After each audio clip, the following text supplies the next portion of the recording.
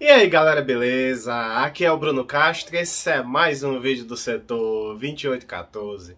E no vídeo de hoje vamos continuar mais uma vez a nossa saga da DC Comics. E aqui vamos fazer uma preparação para a crise nas Infinitas Terras, né? Porque no ano de 65 e 66 teve três sagas ou mini arcos que a gente pode falar que teve uma grande importância, porque ou surgiu um personagem X ou Y bem importante para a crise, ou mostrou que eles se encontraram pela primeira vez, né?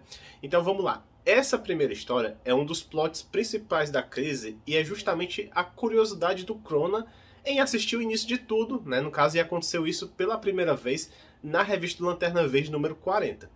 E nessa história é mostrado um pouco da vida do Alan Scott, né, que é o Lanterna Verde da Terra 2, que ele está 20 anos mais velho, né, na Era de Prata, e aqui é presidente da rádio Gotham Broadcast.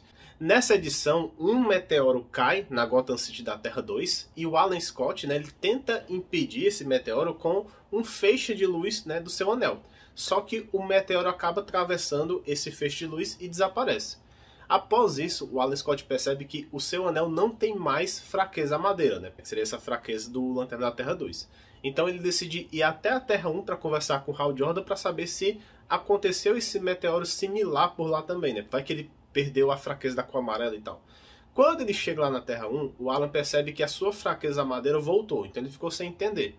Então o Alan Scott e o Hal Jordan decidem perguntar para a inteligência artificial que tem dentro do anel. Aí essa inteligência explica que aquilo não era um meteoro, e sim um raio de pura energia que foi criado 10 bilhões de anos atrás.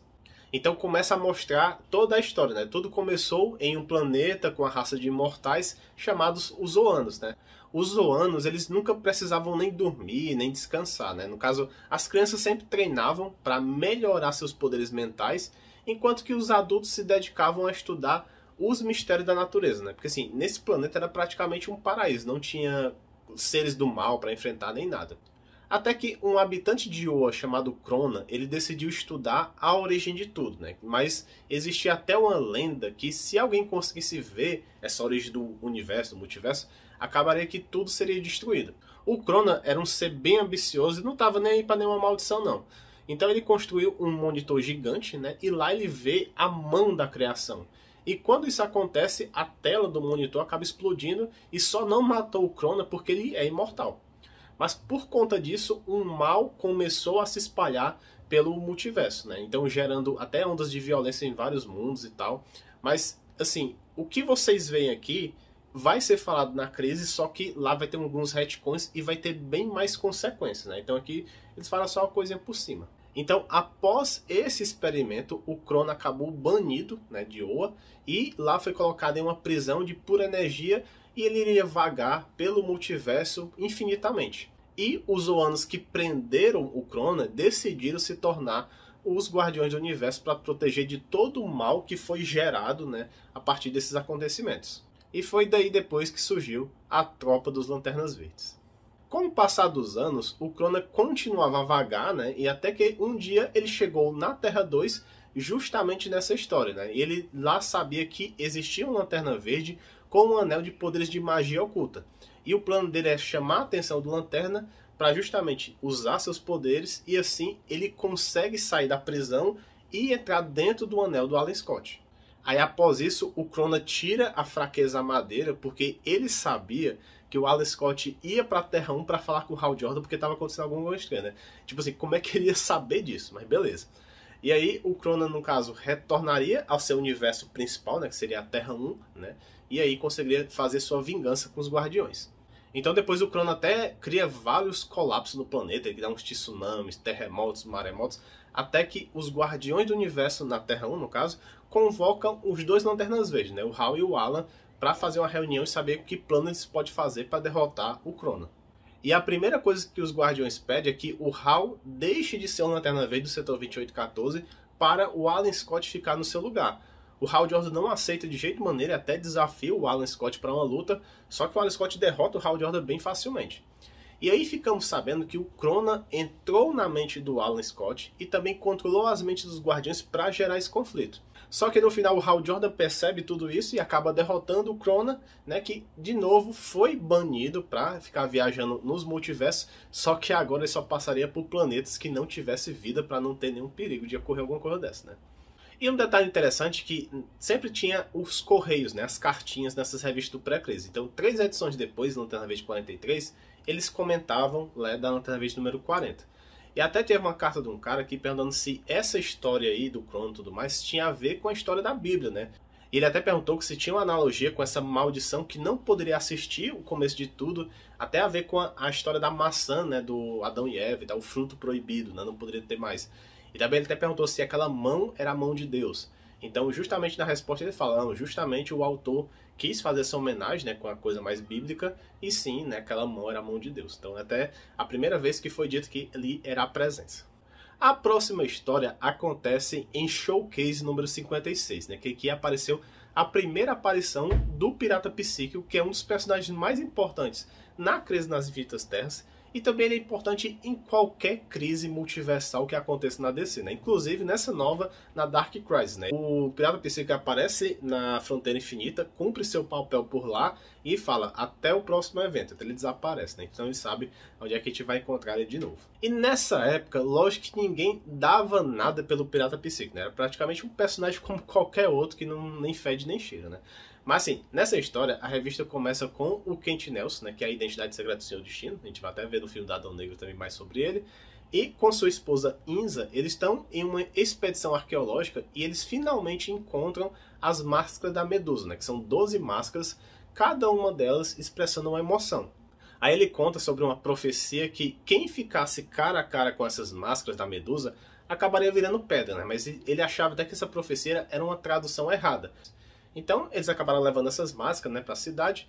E quando ele retorna, o Rex Tyler, né, que é o Homem-Hora, ali ele é presidente da companhia Química Tyler, né? Então ele faz uma festa para celebrar a descoberta dos amigos, né? E também para apresentar a Wendy Harris, né, que seria a sua noiva.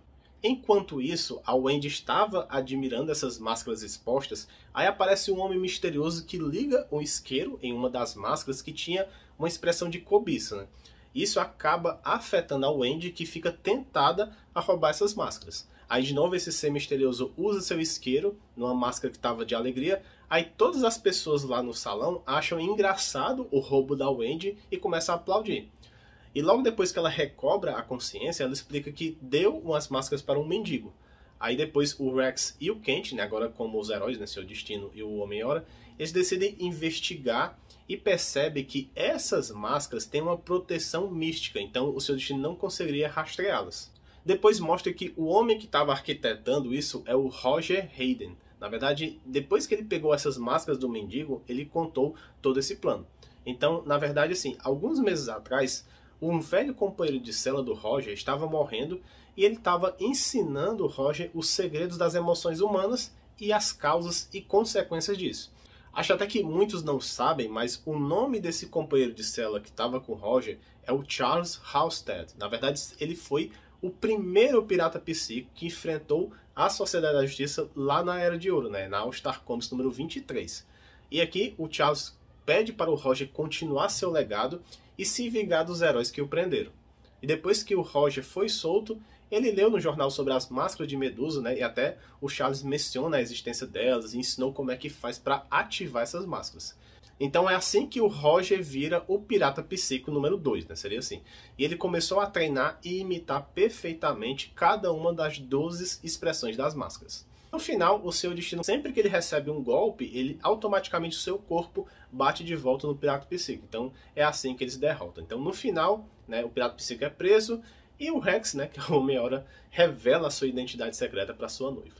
Já sobre a terceira história, primeiro eu queria perguntar uma coisa para vocês aí. Quem lia aquela revista Terra 2 lá dos 952?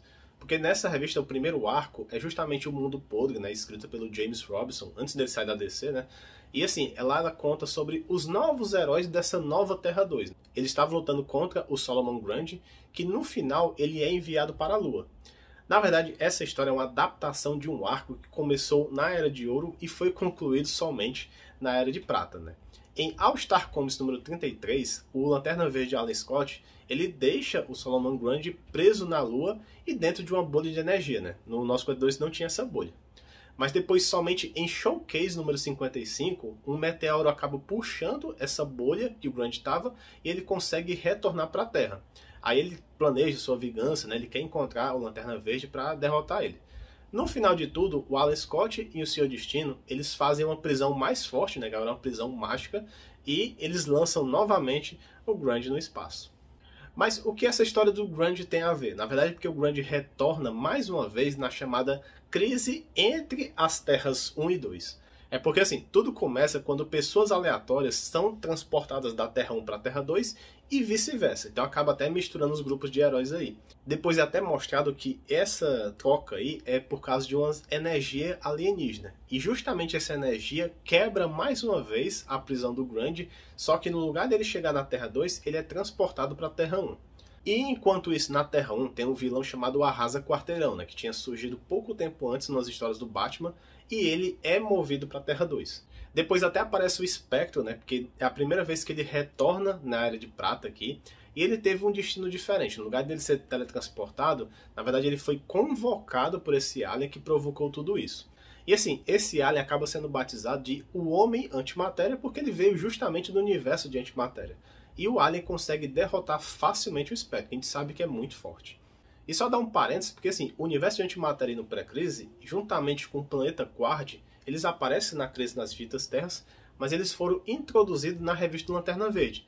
Mas nunca tinha um ser tão poderoso, né, que conseguiria rivalizar com o Espectro e seria possivelmente uma inspiração para o Anti-Monitor aqui. Então, terminando aqui o parênteses, voltando até a história, as Terras 1 e 2, elas estavam condenadas porque se esse alien pisasse, né, no caso matéria e antimatéria, a Terra ia explodir. Então, nesse caso, além de o alien não conseguir pisar, ele tinha colocado para a Terra 1 e Terra 2 se colidirem. Então, tinha um plano A ou um plano B para destruir todos os heróis. Mas aí vemos a extensão dos poderes do Espectro, né, porque ele consegue segurar as duas terras, né, apesar de ser uma coisa que não vai conseguir fazer por muito tempo, porque requer muita força. Então o Senhor Destino percebe isso e convoca os heróis para ajudar o Espectro nessa luta, né? Então graças ao átomo da Terra 1, eles conseguem separar as duas terras e depois finalmente o Espectro derrota o Homem de Antimatéria. Aí no fim de tudo, eles retornam para a Terra e lá o Grundy e o Arrasa Quarteirão estavam lutando entre si. E no final, depois que o encanto dos dois tinha acabado, né, porque o alienígena tinha feito eles ficaram bem malucos, eles acabam virando amigos e depois até o Grundy não quer mais se vingar do Lanterna Verde, né? Então pelo menos uma coisa positiva. E nessa história, além do Espectro, quem retornou para a Sociedade da Justiça foi o Pantera e o Sandman. Bom pessoal, então é isso. Se você gostou desse vídeo, já deixa o like, se inscreve no canal se não é inscrito, compartilha com os amigos e até o próximo vídeo. E valeu!